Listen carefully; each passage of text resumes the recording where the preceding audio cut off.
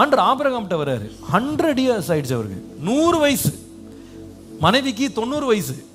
எனக்கெல்லாம் பிள்ளை உண்டாகுமா, இதெல்லாம் டைம் பாஸ்ட் அப்படின்னு அவர் ரைட் ஆஃப் பண்றாரு. கர்த்தர் சொல்ற, இல்ல இல்ல, இதான் உற்பவ காலம், இதான் எப்போ 100 வருஷம். அப்போ வயசு கர்த்தருக்கெல்லாம் தடை கிடையாது. மனுஷன் தான் டைம் எல்லாம் வேற மாதிரி பார்ப்பான். ஆனா கர்த்தர் முன்னாலேயே தம்முடைய ஆலோசனையின்படி டைமை நிர்ணயம் பண்றாரு. என் வாழ்க்கையில எவ்வளவு காலம் கடந்தா கூட நான் ஏன் பயப்படாம தைரியமா இருக்கலாம்னா, எனக்கு குறித்திருக்கிறதை கர்த்தர் நிறைவேற்றுவார். அந்த டைம் வரும்போது கர்த்தர் சடுதியாக ஆக்சலரேட் பண்ணுவார். நம்ம தேவனுடைய பாதத்துல காத்திருந்து, நம்ம துன்மார்க்கத்துக்கு விலகி, பாவத்துக்கு விலகி, பரிகாசக்காரனுக்கு தப்பி இருந்து நம்ம ஒழுங்கா இருக்க வேண்டும் நாட்டப்பட்டிருப்போமானா, தன் காலத்தில் தன் கனியை தருவான்.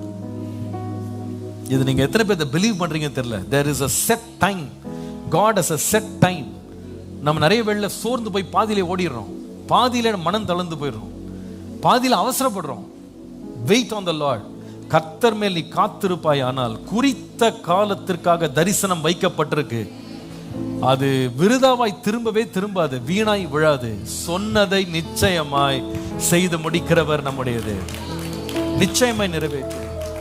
காலங்கள் கடந்து போகலாம், சூழ்நிலைகள் மாறலாம், மனிதர்கள் மாறலாம். சொன்ன தேவன் குறித்த காலத்தில் எல்லாவற்றையும் நேர்த்தியாய் நடத்தி முடிப்பார்.